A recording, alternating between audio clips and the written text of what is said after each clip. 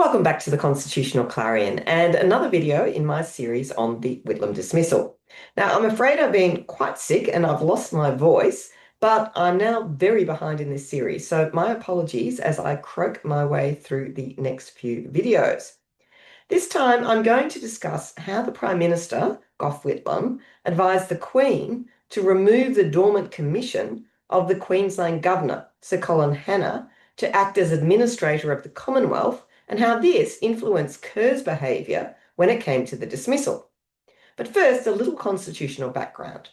The Governor-General of Australia is appointed by the monarch under Section 2 of the Commonwealth Constitution on the advice of the Prime Minister of Australia.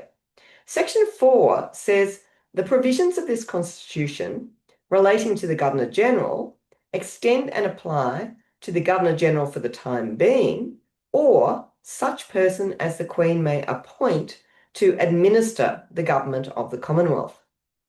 When the Governor-General is overseas or incapacitated, or if the Governor-General dies, or there's no one holding the office, then the Governor-General's powers have historically been exercised by an administrator who is a state governor. Initially, it was the New South Wales and Victorian governors who were chosen for this task due to geographical proximity to Canberra. But later, it was often the longest serving of the state governors who would fill the role. In case one of them was not available, a dormant commission, being a sleeping commission that is awakened upon certain events occurring, was usually given to two or more state governors so that one of them could be Administrator of the Commonwealth when needed. Kerr had originally planned to be visiting the monarch in the United Kingdom in November 1975, so an administrator would have been in place. But as the crisis grew, Kerr cancelled his trip and remained in Canberra to exercise any reserve powers, if necessary. Amongst those state governors who had a dormant commission to be Administrator of the Commonwealth was Sir Colin Hannah, who was the Governor of Queensland. Theoretically, he could have been in the Governor-General's chair at the time that the crisis hit. Hannah, in off-the-cuff comments at a dinner function in Queensland on the 15th of October 1975, said that he deplored the fumbling ineptitude of the Whitlam Government, which had put Australia in its current economic state. Now, while fumbling ineptitude was not the worst thing ever said about the Whitlam Government, and probably pretty accurate at that stage, it was not an appropriate comment to be made by a vice-regal officer who is supposed to remain above politics. The Queensland opposition leader, Labor's Tom Burns, immediately petitioned the Queen to remove Sir Colin Hannah as Governor of Queensland. But Hannah had the full support of his Premier, Joh Bjelke-Petersen. The Australia Acts 1986, of course, had not yet been enacted, and this meant that it was British ministers, rather than Australian state ministers, who advised the Queen about the appointment and removal of state governors. Australian federal ministers could only advise the Queen about the federal level of government, including the appointment and removal of the Governor-General, but not state governors. So neither the state premier nor the opposition leader could advise the Queen directly about Sir Colin Hannah's continuing office as state governor. They had to go through the British government. But the Whitlam government could advise the Queen about Sir Colin Hannah's dormant commission to be the Administrator of the Commonwealth.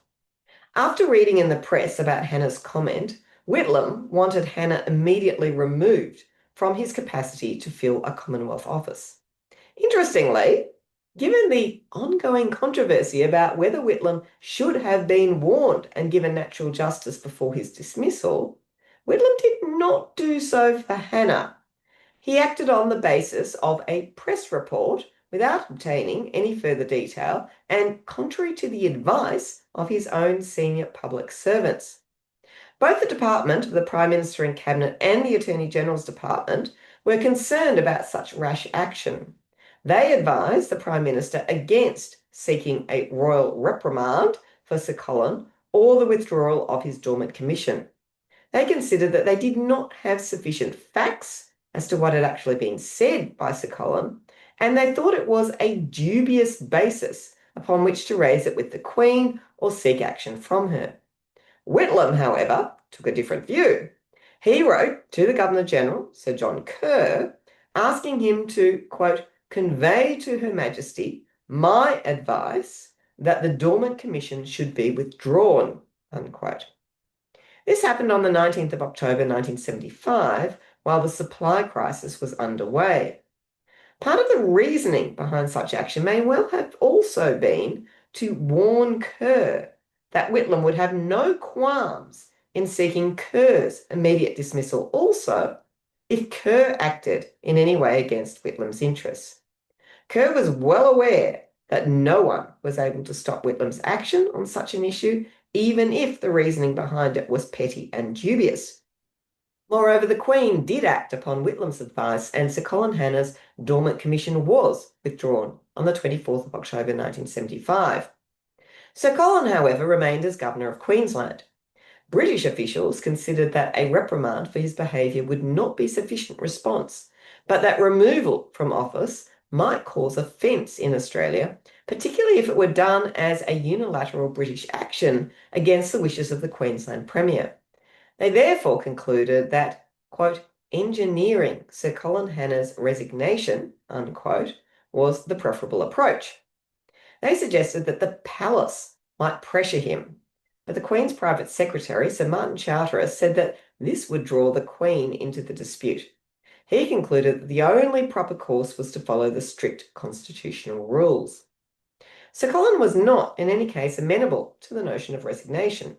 Indeed, his Premier, Joh Bjelke-Petersen, raised the stakes. He announced in Parliament on the 28th of October that such was his government's confidence in Sir Colin that it would initiate action to have the Queen extend Sir Colin's term of office, which was due to expire in March 1977. The formal request for the extension of Sir Colin's term was sent to the Palace on, get this, 11th of November 1975, the same day as the Governor-General, Sir John Kerr, dismissed the Whitlam Government. Now, this infuriated the British government, which saw it as intended, as it probably was, to draw the Queen into the controversy. Any extension of Sir Colin's term as governor by the Queen would have been popularly seen as the Queen supporting his criticism of the Whitlam government. While Whitlam did not give Hannah the opportunity to explain and defend his actions, the British did. They asked Hannah to justify both what he had said on the 15th of October and his involvement in Bjelke-Petersen's recommendation that the Queen extend Hannah's term of office. Hannah's response, however, was regarded by British officials as defiant and unapologetic. Didn't go down well. British ministers were angry with him and would have been inclined to punish Hannah, but taking any action against him was deferred as a consequence of the dismissal of the Whitlam government and the ensuing election. When the federal election was won by the coalition under Malcolm Fraser, British officials considered that there would be, quote, a howl of protest, unquote, if they proceeded with the dismissal of Sir Colin, while Sir John Kerr remained in office, given his rather greater role in a political controversy. British officials were also worried about how Bjelke-Petersen would react if Sir Colin were dismissed or forced to resign. Officials in the High Commission in Australia argued that Bjelke-Petersen would blame the party motives of British ministers and might resign and campaign on the issue at an election. And they concluded that the overwhelming likelihood was that he would win. Once re-elected, it was argued that he'd seek to have Sir Colin reinstated. The incident, they said, would damage the United Kingdom's standing and economic interests in Queensland. The Queen's private secretary, Sir Martin Charteris, was therefore advised that dismissal was no longer a viable option. He was told, quote, it would cause a major row, which would inevitably involve Her Majesty if we were to seek to bring about Sir Colin Hannah's removal from office on the grounds that he had stepped down from his pedestal at a time when it would seem the majority of Australians approve of and wish to see remain in office a Governor-General who, as far as the man on the street is concerned, has involved himself much more deeply and spectacularly in the Australian political arena, unquote. Sir Martin, on behalf of the Queen, agreed that instead Sir Colin should be rebuked and his term should not be extended. The Foreign Secretary issued the rebuke to Sir Colin, telling him that the Queen considered his remarks were not in keeping with the convention of regal and vice-regal impartiality which Her Majesty and her representatives traditionally observe. He added that in the circumstances he had not submitted the request for an extension of his term to Her Majesty. Now, I've seen that rebuke in the British records, but curiously, it's missing from the official dispatches in the Queensland State Records Office. The Queensland Premier persisted on 3 further occasions in his attempt to get Sir Colin's term extended, but the British government refused to put any such advice before the Queen. Hannah eventually retired at the end of his notional term of office. As for his dormant commission to be Administrator of the Commonwealth, the new Fraser government was keen on restoring it.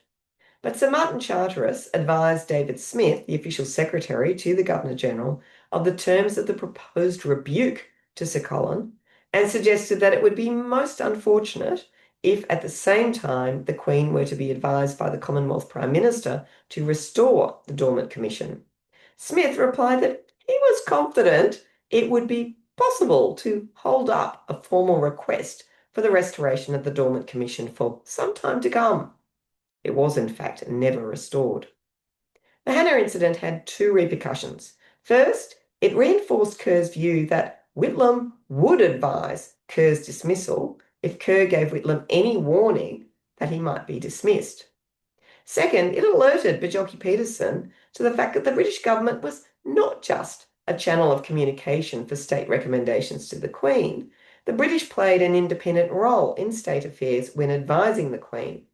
It was due to this that the Conservative Bjelke-Petersen government supported the development of the Australia Acts 1986 to cut out the British government's role in Australian state affairs. Thank you for watching the Constitutional Clarion croak her way through this video. Join me next time when I discuss the constitutional issues concerning whether the state governors would issue the writs for Whitlam's proposed half-Senate election. See you then. Goodbye.